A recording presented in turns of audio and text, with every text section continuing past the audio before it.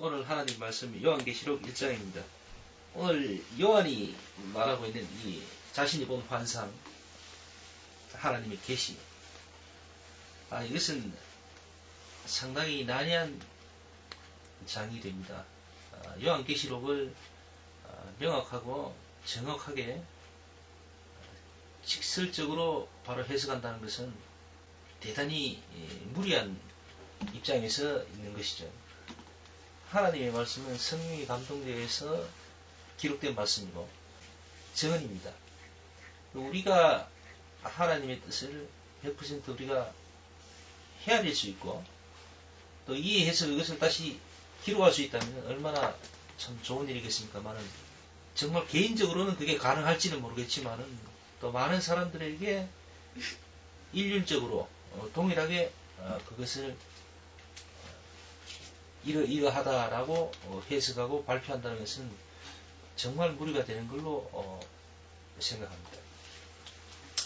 그래서 오늘 이 하나님 말씀 요한계시록을 나눈다는 것이 참으로 부담스럽기는 하지만 그래도 우리가 이 말씀에 나와 있는 이 자체만으로도 하나님의 뜻을 만일 우리에게 은혜가 있다면 충분히 넉넉하게 서로가 나눌 수 있으리라 그렇게 생각을 합니다. 그래서 용기를 내서 한번 이 말씀을 다시 한번 보고자 합니다. 자, 오늘 3절 말씀을 한번 볼까요? 이 예언의 말씀을 읽는 자와 듣는 자들과 그 가운데 기록한 것을 지키는 자들이 복이 있나니 때가 가까웁니다. 이렇게 말씀하고 있습니다. 여기서 이 때라는 말은 결국 종말적 예언을 이루시는 그 때를 가리키는 거죠. 저자 요한은 하나님의 계시를 통해서 하나님의 심판의 때가 분명히 있다는 것을 지금 이야기하는 겁니다.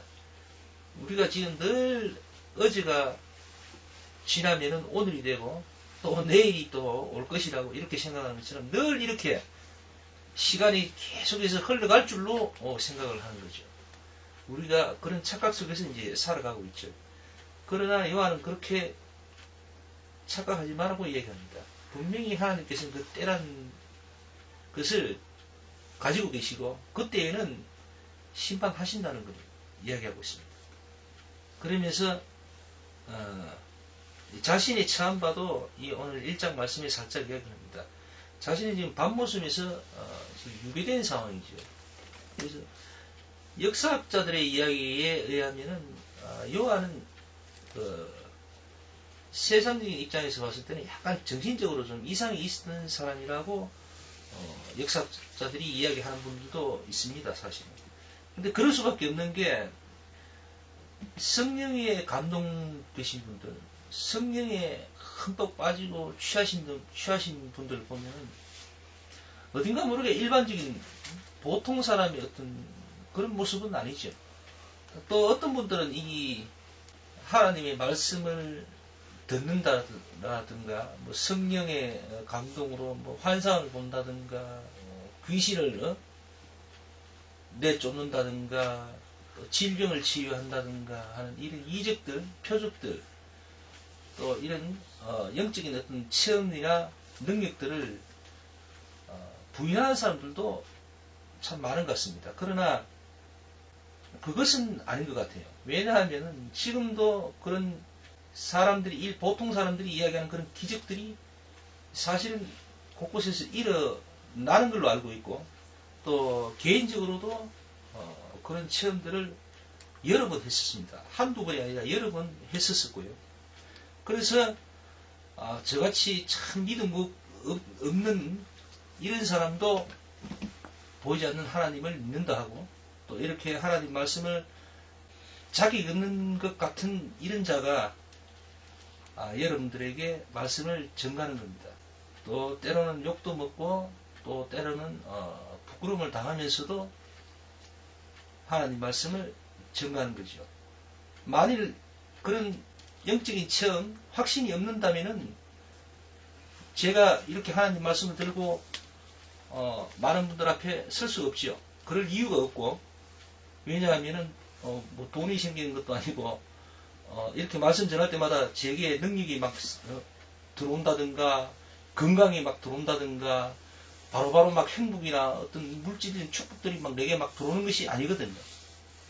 오히려 비웃는 사람들도 많을 것이고 말씀대로 전한다 해서 그것을 아주 기분 나빠하는 사람들이 많아요. 그래서 우리 욕하는 분들도 많습니다.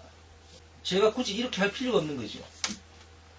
그러나 그 하나님, 그 십자가에 달리신 그 예수님을 영적으로 체험한 후에 정말 하나님은 계시구나. 그래서 제가 받는 약간의 어떤 고난이라든가 희생을 감수하는 겁니다.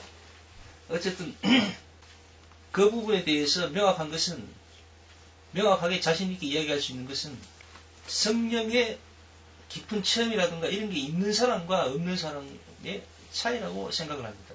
아니야말로 언제나 말씀 전갈 때 들어 얘기합니다만은 이렇게 하나님 말씀을 세상적인 기준이나 잣대로 봤을 때의 엉터리 같은 주장은 없습니다. 말씀으로 우주 만물이 창조됐다는 이 자체부터가 말이 안 되는 거죠. 그리고 예수께서 오늘 본문에도 나오고 있습니다만은 예수님께서 재림하실 때에 뭐라고 되어 있습니까? 7절 한번 볼까요? 볼지어다 구름을 타고 오시리라. 각인이 눈이 그를 보겠고 그를 찌른 자들도 볼 터이요. 땅에 있는 모든 족속이 그를 인하여 애곡하리니 그러하리라. 아멘. 이렇게 되어 있습니다. 이런 허황된 이야기가 어디 있겠어요? 말씀대로 얘기하자면 이거는 말도 안 되는 이야기입니다. 구름을 타고 온다고 얘기하고 있어요. 그리고 각인이 눈이 그를 보겠고 그러니까 온 천하의 사람들이 동시에 본다는 거죠. 예수님이 얼마나 큰 분으로 오시기에 지구 반대쪽에 있는 사람이 동시에 볼 수 있다는 거죠. 그리고 그를 찌른 자들도 볼 터이요. 이렇게 되어 있습니다. 말씀대로 이야기하자면 예수님을 찌른 자를 이야기하는 것 같은데 예수님이 찌른 자는 벌써 수천 년 전에 죽었지요. 아직 살아있을 리가 없습니다.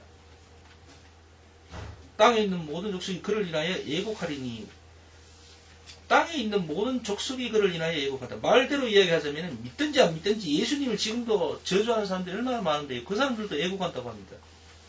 그럴 이유가 없잖아요. 그러니까 이 말씀대로 얘기하자면 이건 말도 안 되는 그런 허황된 이야기입니다.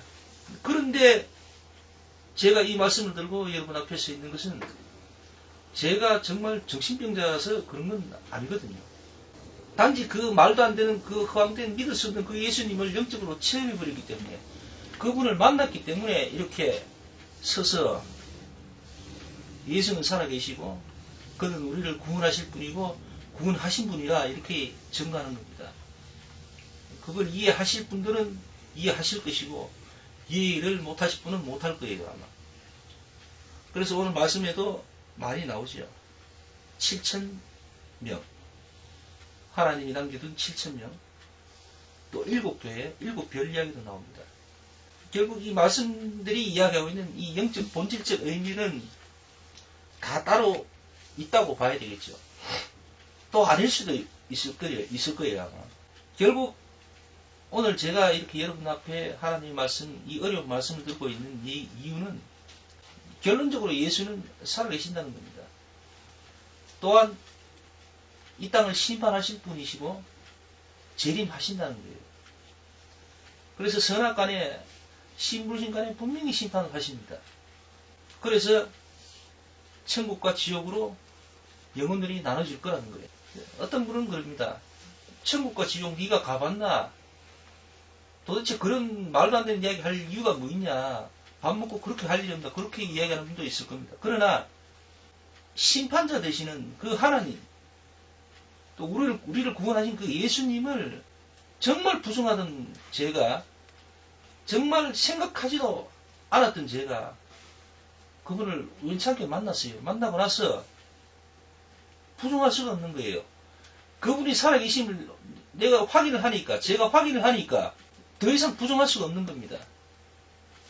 그분이 지금 살아계시고 그분이 지금도 이 땅의 모든 생사화복을 주관하시기 때문에 그걸 알기 때문에 그분이 우리에게 주신 이 하나님의 말씀 이 말씀을 믿을 수밖에 없는 거예요. 이 말씀이 사실인 것을 인정할 수밖에 없는 겁니다. 그래서 천국과 지옥에 있는 것을 인정하고 아는 것입니다. 그래서 아는 것을 여러분에게 전하는 것이죠. 그래서 그 이상도 아니고 그 이하도 아닙니다. 다시 본문 말씀으로 들어갈까요?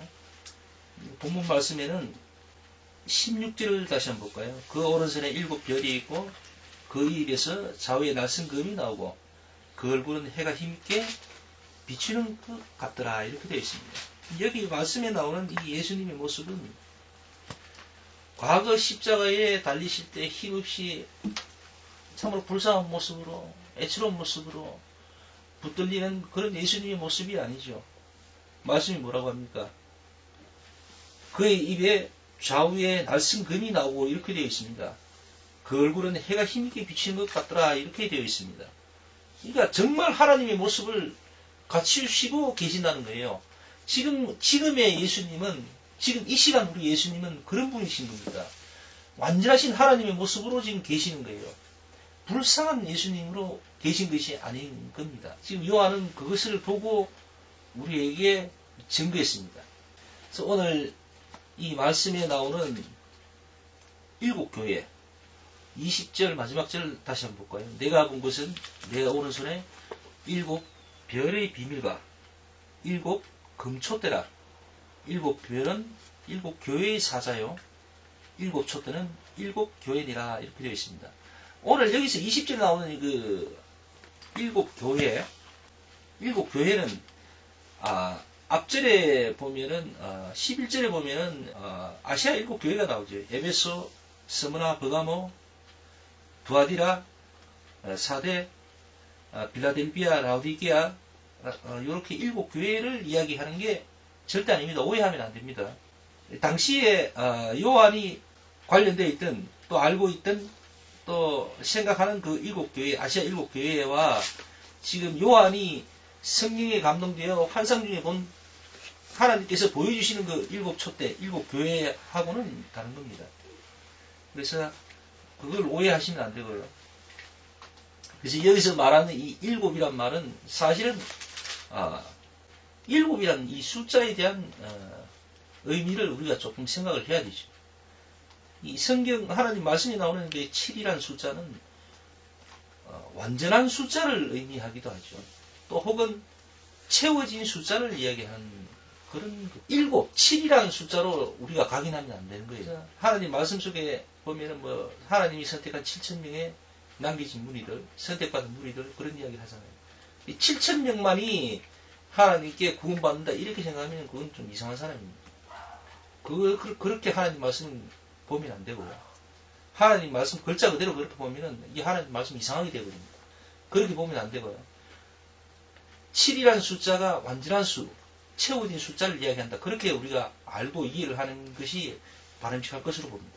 그래서 구원받은 7,000명, 남겨진 7,000명 이렇게 되면은 하나님께서 생각하시는 무리들 그렇게 보면 되겠죠. 그 7,000이 아니라 6,000이 될 수도 있고 또는 6만이 될 수도 있고 5만이 될 수도 있고 하나님의 어떤 그런 숫자가 있는 거죠. 그럴 수밖에 없는 게 하나님의 어떤 시간관념, 영적 시간관념은 우리의 생각, 우리의 관념과 개념하고는 전혀 다른 겁니다. 하나님은 천년을 하루같이 쓰시고 막 그렇게 되신 분이에요.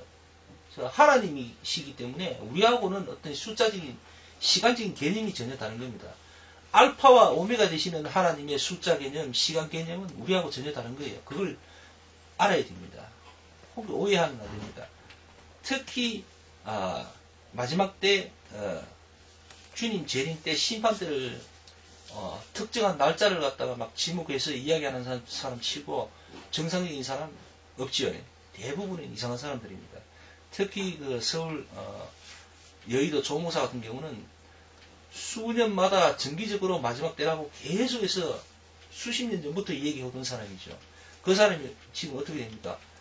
겉으로 보기에는 세계에서 가장 큰 교회를 형성하고 이루었다고 하지만은 그 사람 지금 그의 처자식들이 서로 막 재판을 하고 법적 싸움이 벌어지고 돈 때문에 아주 난리가 났어요.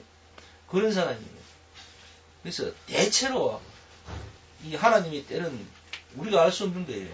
심지어는 하나님 말씀에 분명히 예수님까지도 그렇게 말씀하셨습니다. 제자들이 예수님께서 마지막 때 재림 때를 말씀하시고 그때를 이야기하시니까 제자들이 궁금했던 거예요. 주님 그때가 언제입니까? 그렇게 물으니까 예수님께서 하신 말씀이 뭐예요? 다들 아시는 거 알 겁니다. 때와 기한은 아버지의 고난으로 두셨으니 내 알 바가 아니다. 이렇게 예수님은 말씀하셨습니다. 그러니까 성부 하나님 외에는 독생자 아들 되는 자신도 모른다고 얘기하신 거예요. 때와 기한은 아버지의 고난으로 두셨습니다. 이거는 누구에게도 주신 거 아니에요. 예수님에게까지도 그건 허락되지 않은 겁니다. 그렇기 때문에 예수님도 모르는 일을 지가 아는 것처럼 막 그렇게 하는 사람들, 그 사람들은 전부 다 이상한 사람들이에요. 문제 있는 사람들입니다. 그 사람이 아무리 이름이 나고 대단한 사람이라 해도 그 사람은 말씀과 상관없는 사람입니다. 여러분은 그걸 분명하게 분별을 해야 됩니다. 자, 오늘 이 말씀, 오늘 이 요한은 분명하게 이야기하고 있습니다. 말씀 속에 요한은 분명하게 말세가 있음을 증거하고 있습니다. 우리 오늘날 하나님을 믿는다는 우리는 이 재림신앙을 우리가 잊으면 안 돼요. 늘 내일이 올 거라고 생각하고 내일이 있으면 당연히 모레도 있을 거고 내년도 있을 거고 후내년도 있을 거고 늘 이렇게 착각하고 살면 안 되는 거죠. 절대로 오해하면 안 됩니다. 예수님께서는 분명히 오십니다. 그때가 언제인지는 모르겠지만 곧 오실 거예요. 왜냐하면 신불신까지 모두가 지금은 마지막 때라고 얘기하고 있습니다. 지금 각종 재난들, 질병들 계속 일어나고 있고 발생되고 있잖아요. 그래서 우리는 정말 이 재림신앙, 주님을 바라보는 이 신앙, 이런 믿음의 삶을 살아가야 되는 거예요. 그리고 하나님 말씀에 이미 이제 와서 어떤 이적이나 표적은 없다. 그건 전부 다 가짜다. 이렇게 단언하는 사람들도 조금 조심해야 됩니다. 그 사람들도 문제가 있는 거예요. 지금도 하나님께 택함받은 사람들, 하나님이 선택받은 사람들은 영적으로 하나님을 만나고 있습니다. 그리고 그 하나님 만나면서 많은 체험들을 하고 있어요. 실제로 귀신 쫓아내는 거 이거 웃기는 장난이라 이야기하고 거짓말이라고 생각하는 사람들, 그분들은 그분들 생각일 뿐이지 절대 그거 아닙니다. 오해하면 안 돼요. 착각하면 안 됩니다. 지금도 귀신들은 세상을 돌아다니면서 역사하고 있고 그 귀신들을 맞서고 싸워서 물리치는 사람은 물리칩니다. 여러분 오해하면 안 돼요. 또한 질병도 당연히 우리가 질병이 들면 병원에 가야 되겠지만 주님께 기도하고 은혜 입으면 주님께서 그것을 치료해 주시는 거예요. 의사들이 치료를 하겠지만 그 의사들이 손을 붙들고 있고 그 능력을 심어주는 분은 하나님 되신 겁니다. 여러분 그걸 착각하면 안 돼요. 그렇기 때문에 우리는 하나님 말씀과 또 주님의 살아계신가 이 모든 것들을 절대로 부인하면 안 되고 말씀 있는 그대로 또 우리 믿음의 선배들이 증거하고 얘기하는 거 그런 걸 소홀히 여기면 안 되는 겁니다. 꼭 우리가 믿음 생활, 말씀 생활, 기도 생활 착실히 하는 게 정말 좋고 중요한 거예요.